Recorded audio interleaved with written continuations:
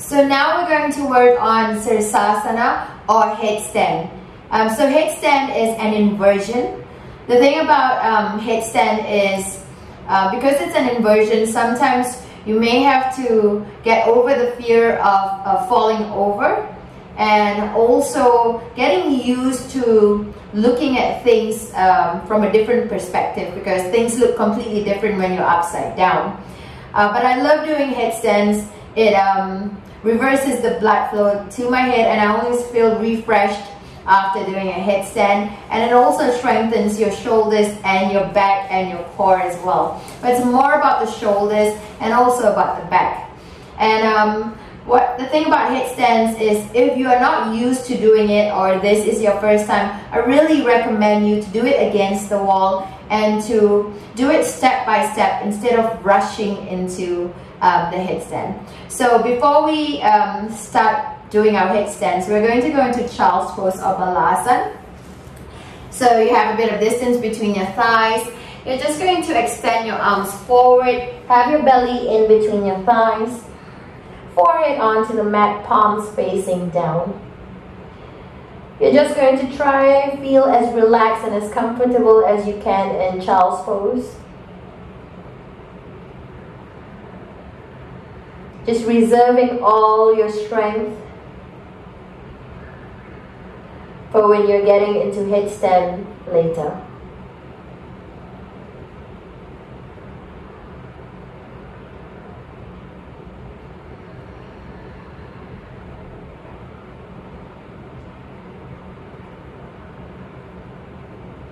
Just melting into Child's Pose. Inhale through your nose and exhale through your nose. Try to equal your inhalation with your exhalation. Shoulders completely relaxed.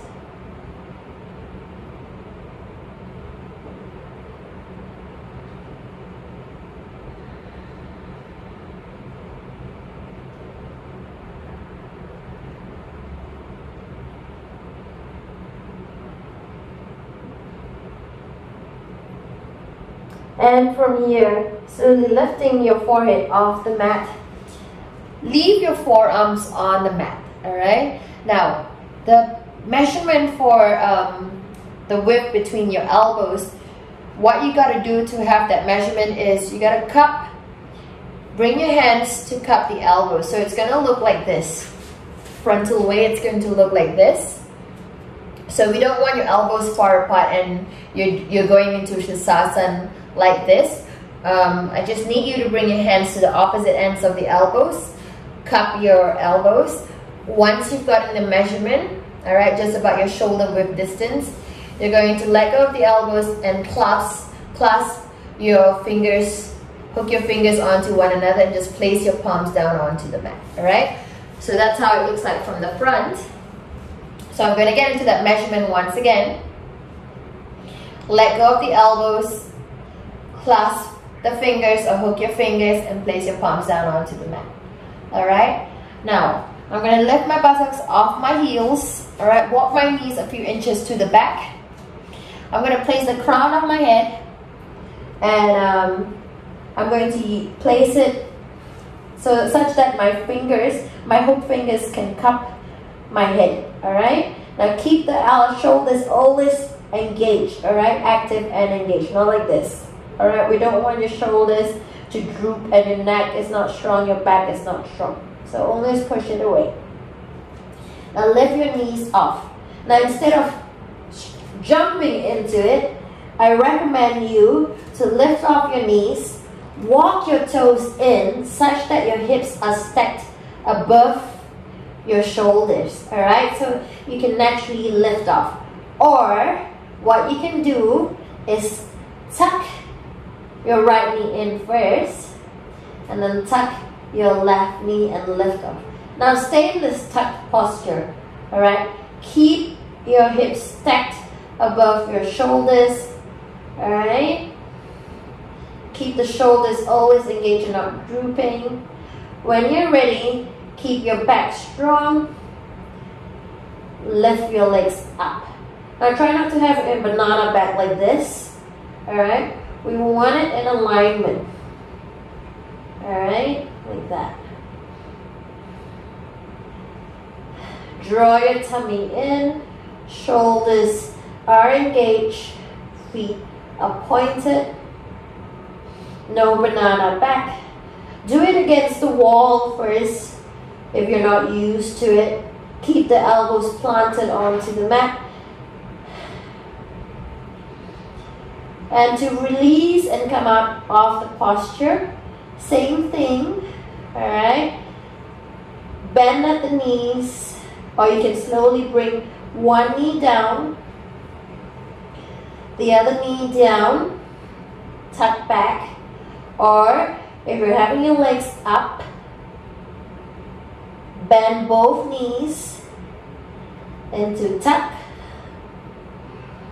Slowly straighten your legs, lower down onto your toes, back onto your knees, unhook your fingers, go back to child's pose.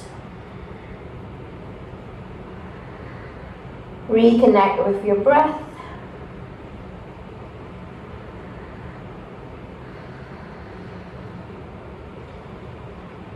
Stay in child's pose for a few more breaths.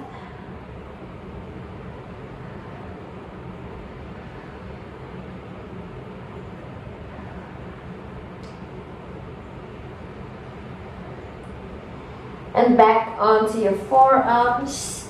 We're going to go to Sirsasana or Headstand with Lotus Pose.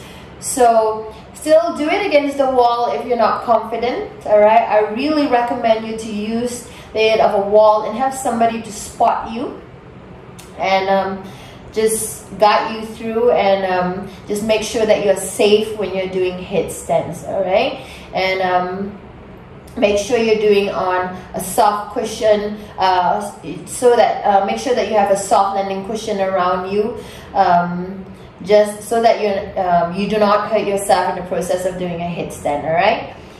So once again, you're going to bring your hands to cup the elbows. All right. Once you've gotten that measurement like that, all right, you're going to let go of the elbows and you're going to hook your fingers together. Alright, walk your knees off a few inches to the back. I'm going to place the crown of my head onto the mat such that my cup fingers, my hook fingers can cup my head. Alright, now I'm going to lift off my knees, tuck my toes in, slowly walk my toes in, stack my hips above my shoulders. Now, slowly lift off my right foot, or whichever left foot is fine as well. Come into tuck. Okay? Keep the shoulders always engaged and not drooping, alright? Back strong. Lift your legs up when you're ready. Now I'm going to slowly bring my right foot to my left hip. And then my left foot to my right hip. Alright? Once I'm here, I'm just going to slowly come into a lotus pose.